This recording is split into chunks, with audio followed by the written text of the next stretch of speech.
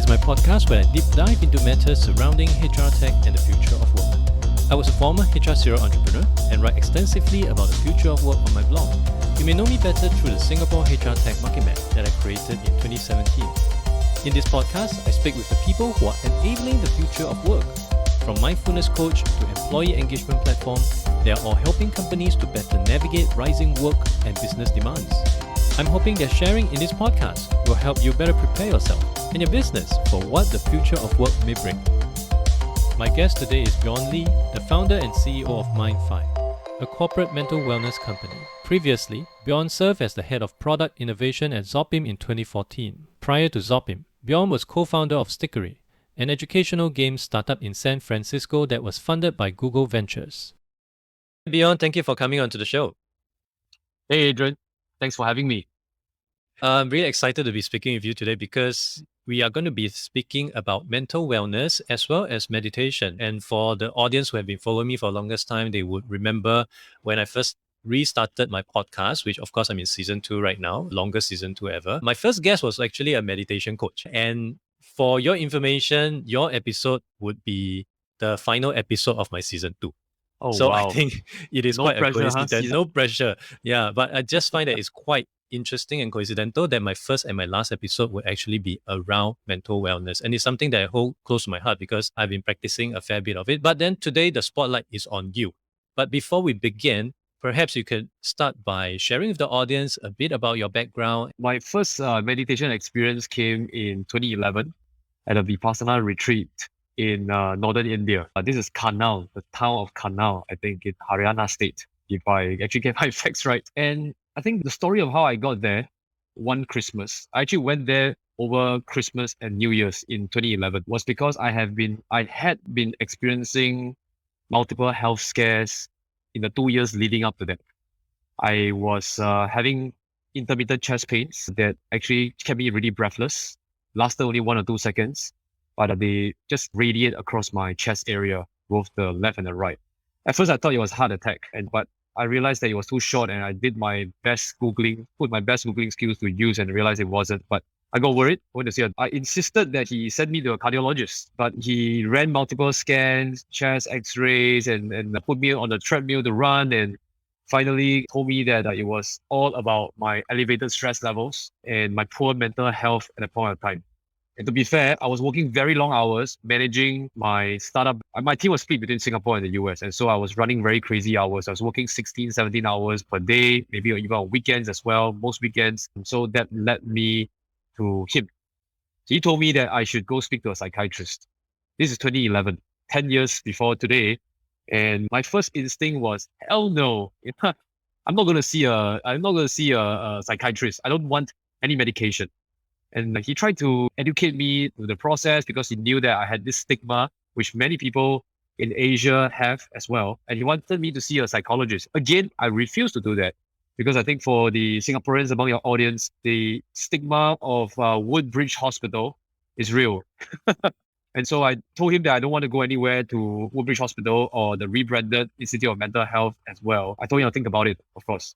So he was a little bit frustrated, but he told me that you should try meditation because I meditate as well to manage my own levels, and it's science-based and so on. Now, that I finally listened to him 3 months later, and that got me into that Vipassana retreat in northern India. For the audience who may not be familiar, could you elaborate what is Vipassana retreat? So Vipassana retreat is a 10-day silent retreat where we actually are guided by an audio track. Everybody meditates for 10 hours a day. We wake up at 5 a.m. and we stop meditating around 9 p.m. with some breaks baked into it. It's a very contemplative practice which encourages us to focus on our breathing or the body sensations as well, just to simplify it. And this was when you were working on your startup. Going by your LinkedIn, I would think that is a Stickery. And after that, as you go through your meditation experience, you started with Zopim, then Zendesk, WeWork. And Mind5 actually came about only in 2016. And maybe you could help the audience better understand a bit about Mind5 and what actually drove you to start Mind5 to begin with. Sure, no problem. So in 2011, I started meditating, and you're right. Back then, I was running Stickery, which was an education startup that was funded by Google Ventures in Silicon Valley. I exited from that company after 3 years of running it, and then I joined Zopim, which was acquired by Zendesk as well. I was at Zendesk and Zopim for coming to about 3 years, where we just grew really fast. Zendesk bought this small company, 50 packs from Singapore, integrated us into their company in 3 months. They also went public. I found myself managing up to 6 different product teams because I was in charge of the product integration. And so this gave me a lot of learning, but also I think my stress levels managed to get higher than when I was running my own startup. So in 2016, I decided that I wanted to take a break. I've heard about how wonderful the concept of a sabbatical is. And I also was going through some personal relationship issues. I broke up, I got out of a long-term relationship, and I just decided I wanted 6 months off. So I took a sabbatical, and I was enjoying myself so much, doing so much learning. I learned programming. I learned 5 different languages on Udacity, Coursera during that. And I realized that I ran out of time to think about what to do next. I decided to spend another half a year, lengthening my sabbatical from half a year to 1 year in order to figure out what I want to do. I look back at my past career and my own background as well. I did a very wide sweep in terms of what I wanted to work on for a startup. And I eventually settled on mental health. I used 3 parameters to evaluate what I eventually ended up working on. And it's based on the framework from Jim Collins' Good to Great. One was market opportunity, the market size, right? Mental health was not that big back then in 2016, but it was fast growing. Second was my own personal background and skill sets in product management, product design, and all that. Last but not least was different from the framework, which was social impact. I did not want to just do another e-commerce company or jump onto what was then a nascent cryptocurrency/blockchain industry as well.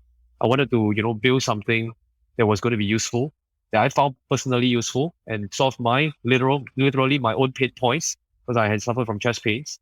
So that's why I decided to set up MyFi. I spent a lot of time thinking about the name. I eventually settled on MyFi, which rhymes with Wi-Fi for a reason, because our society has grown so addicted and spend so much time these days on our digital media habits that our external network is very strong, that Wi-Fi network. Internal mental network, our internal mind network is so I wanted to really build MyFi as a byword for stronger mental health, stronger mental fit. And I also would appreciate the fact that as a founder, the kind of stress that you could be going through right now in MyFi could also be quite similar to the kind that you were experiencing as a co-founder back in Stickery. As someone has mentioned to me before, when he decided to become an entrepreneur, I cannot stand working 40 hours for other people. So I ended up working 100 hours for myself. Right. But of course, right now you have on the back of your baggage, which is 10 years of accumulated experience in mindfulness and meditation.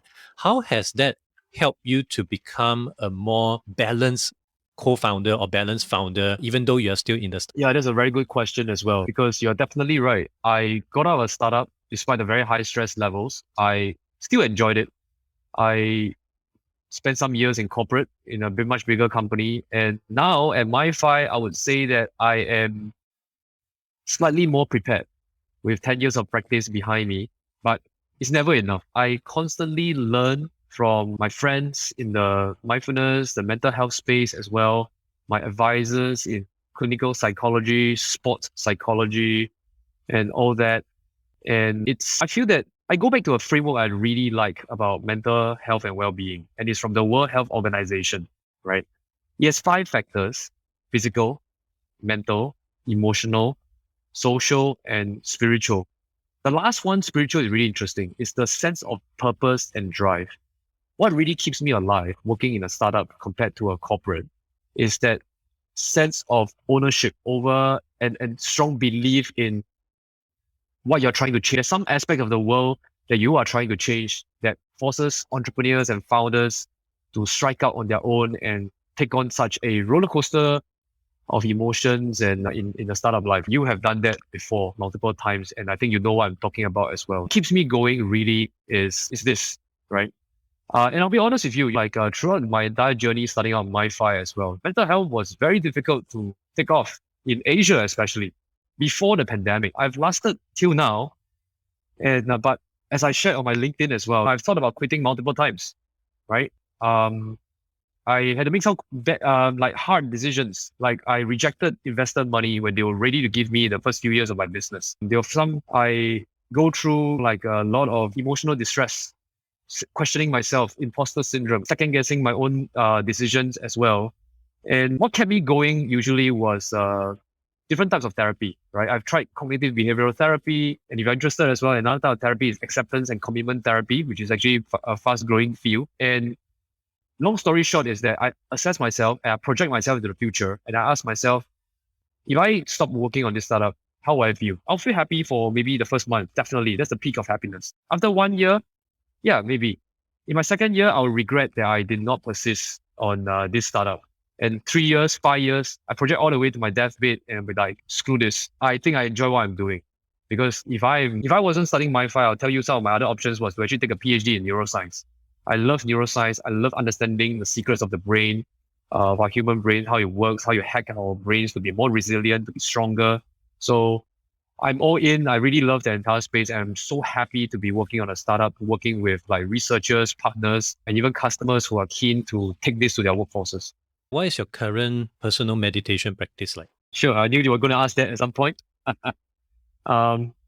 So I usually kick it off with about 15 minutes or 20 minutes every morning, and then I would double this if I'm extremely stressed. I would probably do 30 or 40 minutes on an as and when basis. So in the middle of the day, I would just walk to buy I make it a point to never deliver. Actually, I rarely deliver food because I rather enjoy, collecting my food, buying it, because that's what I call my mindful walking exercise, where I just clear my head and just pay attention to the sights and surroundings of that as well. So in a way, it's a bit of an informal mindfulness practice for those professional mindfulness practitioners out there and teachers, right? And at the end of the day, before I sleep, I usually spend about 2 to 3 hours just not checking my phone. I'll just be involved in whatever I do, and that usually involves talking to my wife, tending to hobby as well. I have a hobby of keeping some fish and growing plants. It's my aquaponics hobby, because it connects me with nature, and I usually would just shift the decoration in the tank, change some water. There will always be some sick fish or shrimp that's not swimming around so well as well. But I find it very engrossing and immersive in that activity of just solely paying attention to one thing at a time and just detoxing from all the notifications that come in. So that's my general practice. And let's move the conversation towards MindFi. As a data-driven mindfulness platform, it is specifically designed for companies. And of course, I can understand the companies would want people with better mental wellness, better mental well-being, as this is something that has been floating around in many news publications about the kind of stress that employees are facing. And of course, for anyone that has been stressed before, I would imagine that's every one of you listening out there. It will definitely have an impact on your performance, on your communication, on every single touch point that you come across throughout your, not just your work life, but also your personal life. So could you run down for us and walk us through, how does MindFi actually support an organization that is keen to help their employees to gain and to attain better mental well-being? Yep, definitely. So our approach is to focus on prevention rather than the traditional protection-based approach that companies take towards health or even mental health per se. Suffice to say, we target large companies, so you should have at least about 500, 1,000 people, and they usually have insurance plans and benefits programs for them as well. Traditionally, such employee benefits focus on protection, right? So you're sick, go see a doctor. Many of these existing services might also provide psychiatrists, but for us, we are focused on prevention. And the first thing we usually do is to ensure alignment of the client priorities. So in our sales calls, even before they become a client as well, we want to understand, where is the impetus? Where is the motivation coming from? Is it a leadership? Is there leadership support? Is the key question we usually ask, right? Or is this proactive from the leaders? Or is this something that's reactive as well, from engagement surveys from the employees? And there's no right or wrong, but we usually try to build that connection as well and educate our sales leads as they come in, because we believe that when they become a client, if and when they become a client, it is important they don't see this as just another work task or work chore that HR or people ops department do. If they truly believe in it, like whether it's a CHRO, the HR director, and manager, and so on, they would actually bring more passion and their own personal experiences inside it as well. Some of our best clients, for example, Pepper Foods, which is an engineering company that's actually based in multiple Southeast Asian countries such as Indonesia, Vietnam, and they do have a presence in Singapore as well. The head of their entire APAC region was very supportive, and that shone through in terms of how his managers and his workforce responded as well to that top level support.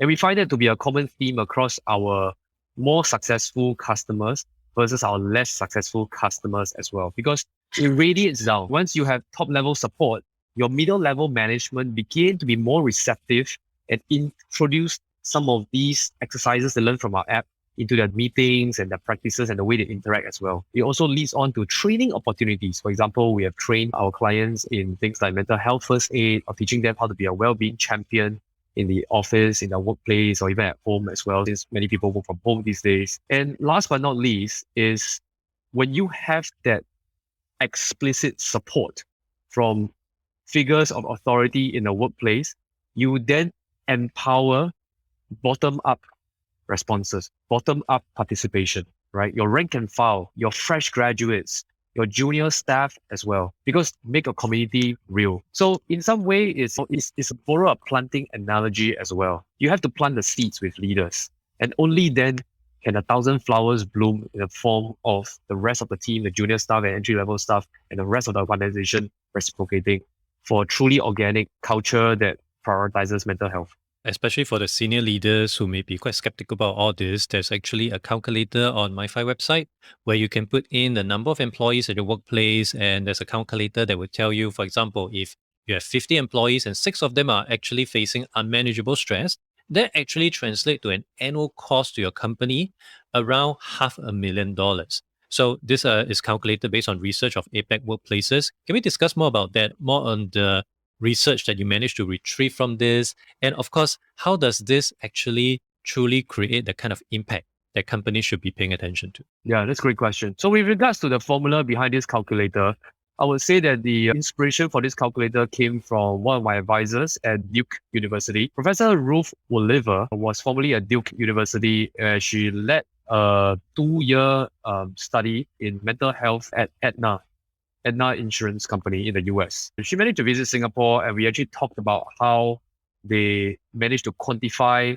the impact of mental health on a company's bottom line or like their general metrics as well. So part of the calculator is based on her research. The other part of it comes from market data from a basket of 10 countries in terms of insurance premiums and healthcare costs to companies.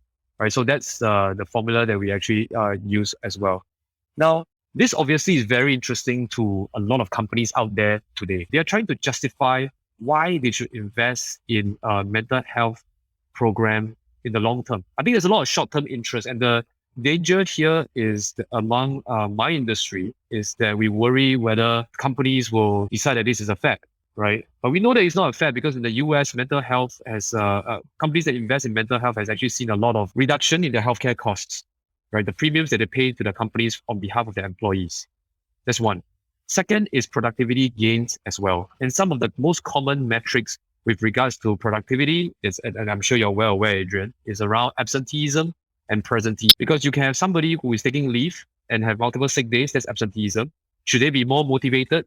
And should they be able to manage their stress levels? They would actually be less physically ill as well. There's that psychosomatic or body to mind linkage of our health, that if our minds are constantly stressed, it will start showing out and manifesting as physical illness. Presenteeism is actually more difficult to track as well. Stanford has done a lot of work in the presenteeism space, and they even developed a very simple 6-item questionnaire called the Stanford Presenteeism Scale that measures the impact of someone's mental health on their work performance. And these are the various ways that for us, we capture in our data analytics when we provide to our clients.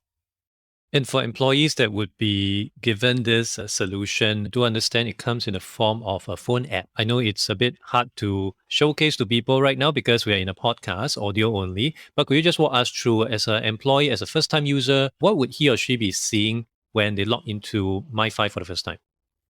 Sure. The first thing when they join MiFi is they will be encouraged to actually do a very quick check-in, right? And our quick check-in takes less than a minute, consists of 10 questions, half of which comes from the World Health Organization's W framework.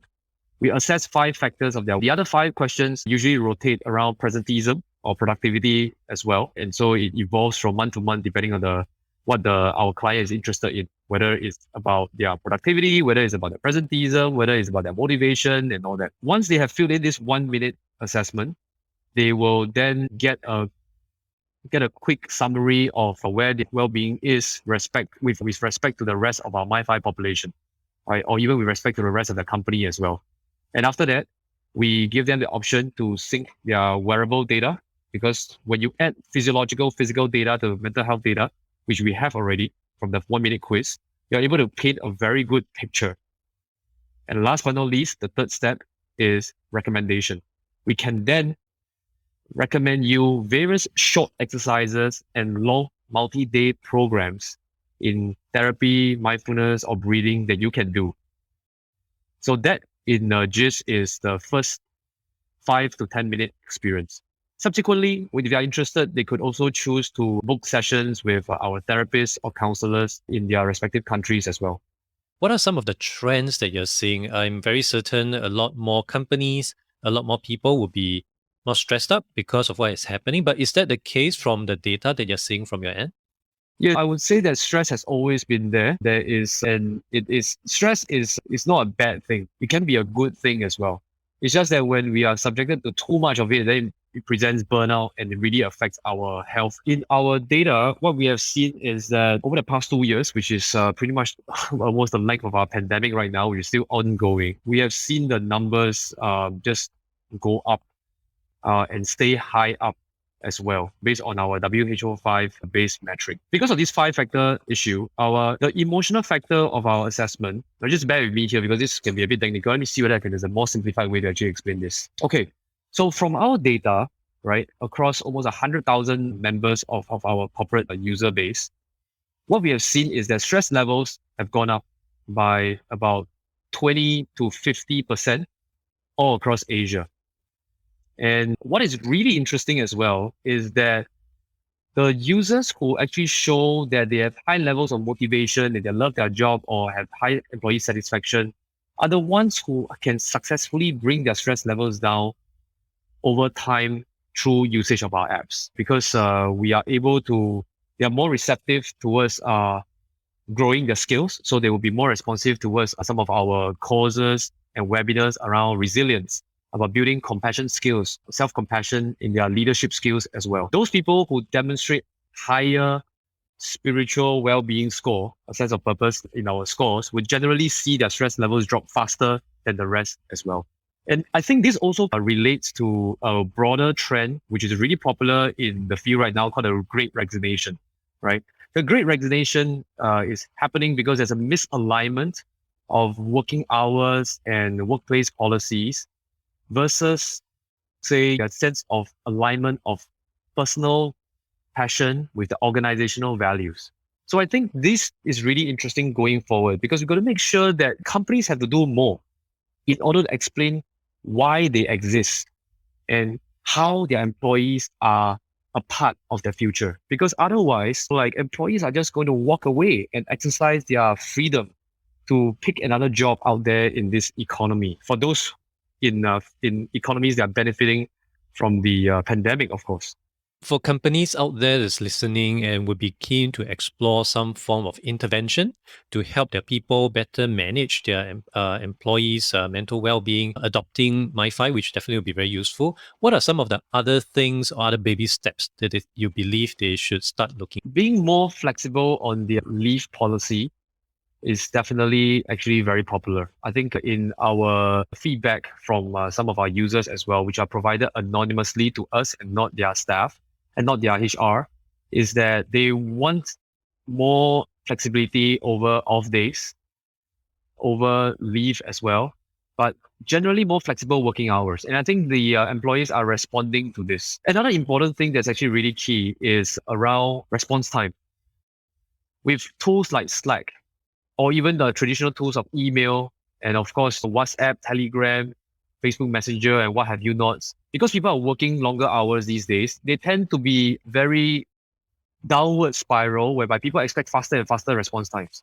Companies should take steps as well to educate their managers that they don't expect fast answers so soon as well. I think there needs to be an important practice, and I think this is going to get more popular over time, that we need a messaging etiquette when we message our fellow colleagues. Is this something that requires an answer now? Or is this something that requires an answer maybe later today or maybe next week, or something for you to mull over and think about? Because on the ground, and we do a lot of user feedback and user testing as well. I don't know about you, but when we install a tool like Slack, for example, it asks us to turn on notifications, download the desktop app, and so on. A lot of people turn everything on, and then you're trying to work, you may be trying to code, or you're trying to run a financial analysis on the next quarter and your figures, but there's that top right button that keeps pinging and pinging, and you get addicted to it, and you will find yourself answering that message maybe even till midnight. I think we need more policies around how we regulate that. In MiFi, we generally have flexible working hours. People are free to go to the supermarket in the middle of the day to just shop and buy groceries if they want to as well. And they can work late, they can work earlier hours, it's up to them. But we generally have a front-style digital detox hours, whereby we say that, okay, before 9 a.m. and after 7 p.m., all messages are non-urgent. If they're really urgent, we'll call you. But otherwise, just read them tomorrow. So I think that digital detox time is actually something really important, right? On top of flexible working hours as well. And in some of the startups, we are beginning to see such digital detox practices, best practices emerge. I personally disable most of the notification I have on my phone. And when it comes to what you just mentioned about people expecting instant reply, I often wonder, is it a Singapore efficiency curse? Because every time I travel, and I did recently, I remember there was just a few Singaporeans just behind me. Obviously, the queue is long at the custom, it's a standard thing. And this group of people suddenly become immigration experts. They should do this, they should do that, be more efficient this way and that. And again, I think I'm seeing this in many instances where there's just some form of traffic, some form of bottleneck. But I think you're right. It is just something that we have to educate ourselves on, the fact that not everything requires an immediate answer.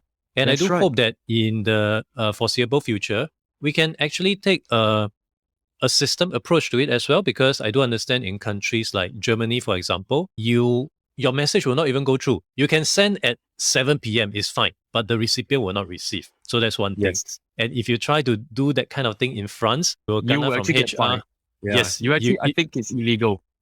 Yeah, you're right. It's illegal. I think there was this article about Sharon Au when she first landed in France. And of course, being a Singaporean, high potential kind of people, you were doing work like 24/7 kind of thing. And she got it from HR as well as from the company. But so I completely understand where you're coming from. Now, I just want to draw the attention to individual. Obviously, not every single companies may be as enlightened as the customers that you're working with. But I'm sure at the individual level, we also have to take responsibility in managing our own mental wellness. So even without intervention or support from the companies, what any of your advice for individuals that are keen to take baby steps toward gaining mental well-being?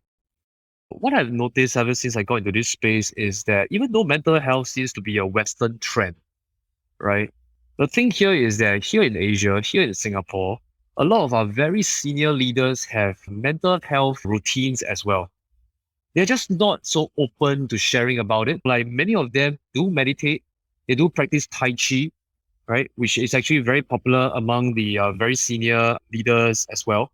So one thing is that if you are working in whether you're a small or big company, and let's just say you're not working at MNC as well, check with your senior leaders, right? Because they have been practicing this in some extent, and it's great for them to share because there's a lot of respect that their workforce will listen to the very senior leader. This could even be coming from the owners, the business owners, your taukes, and your even a board of directors as well. That's one. Go back to the source. Go back to the top of to find that.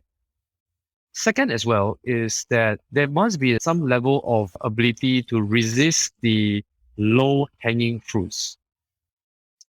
resisting the low hanging fruit, because I think a lot of HR, some of my HR friends as well, even myself as well, we do ask our employees for opinions on what do you recommend, like for us to improve their mental health. They'll be like, buy me an Apple Watch and so on. But some of these solutions are very expensive, right? And so it's important to not just go for the low hanging fruit and sweat about it, but think deeper, going behind to understand what is the real problem over here. Does the Apple Watch really help you resolve your stress levels? How can we be more thoughtful about alleviating the stress levels and creating maybe more family friendly policies for the workforce, right? Allowing those with kids, those without kids as well to work. For example, one simple hack that one of our clients did is realizing that their teams should try to have people who are early risers working together, and then people who are more night owls working together in a separate team as well. So we have actually done that in my previous company as well, whereby we try to arrange team members based on their work patterns. Because then you don't have the overlap whereby somebody waking up at 8 a.m. and starts sending a bunch of messages, and then their colleague has a flexible working hour and they only start waking up at 11, but they work until 9 or 10, right? So that's the other one. Next as well is really understanding how they can reallocate their budgets, because a lot of D&D budget is out these days, right? There's a precious reallocation and reassignment to something else that could improve the well-being, whether it's mental, it's physical, or social well-being as well. Last but not least as well, this is actually even simpler tactic that's free, is you know whether your company has psychological safety by how often people turn on their video on a Zoom call. That's a good signal. Could you please elaborate on that? Yes, because you see, right, in low psych safety cultures, most people don't want to show their homes because they see a separation between work and life. But for high psych safety cultures, right, work cultures, they will be open to share, oh, the bookshelf behind me, here's my messy fridge, or here's my unmade bed as well, and so on and so forth. It's almost like fostering that level of insight. If you're comfortable to show that to your fellow team members, we are not expecting you to show that, but if you can find out ways to allow some people to turn on their videos and all that, you will get closer to reducing the negative effects of working from home. The main impact of working from home is about the loss of social connection. And when we only talk by audio, like this call, it's very disembodied. I don't know how you feel when I say something. You might be pondering, you might be smiling because a silent smile. Like we all say that a picture says 1,000 words, but when we lose the video component, we're losing about 60-70% of communication. So I think that's really important in teams as well, that we try to ask how we can get more of our team members to turn on their video. You don't need to turn on a video all the time, but maybe just sometimes as well, that helps. Because sometimes this working from home policy is, we don't know how long it will last. COVID could be around for a while. So I think one very quick way to diagnose how comfortable people feel with each other in a company and how much site safety and how much of a need is there for mental health and well-being program is just talking to a bunch of people. In a group of 10, how many turn on a video? Who turns on when they talk to this person and who turns on when they talk to another person? I think there is a very quick pattern that that HR can find, or anybody, whether you're a business leader, can find in your own companies as well. You're making me consider re-recording this whole episode in video. So I'll reach out to you if that's going to happen. But as we come to the tail end of the recording and also coming to the tail end of the year, what can we expect moving forward in 2022 on MyFi? MyFi, there's two key things that we are focused on, and it's the AI, is our AA approach, right? A for AI and A for analytics. On our AI part, one thing that we are doing to differentiate our solution even more in the space is around cultural relevance. Our company focuses on the entire APAC region, right? There's multiple languages, there's multiple cultures, even religions and belief systems as well. So one thing we're doing is working with researchers, both in US and Asia, Singapore, Japan, Indonesia as well, to make sure that we bring the best culturally relevant findings in mental health, because mental health cannot be a one-size-fits-all. So that's one. We're bringing an AI around that so that we can find the most personalized system for our product.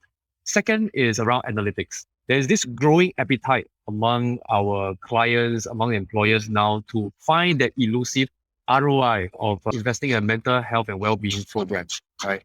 And so similarly, we are investing a lot on working with data scientists, working with researchers, working with organization psychologists as well, on on quantifying the impact of our app on their workforces.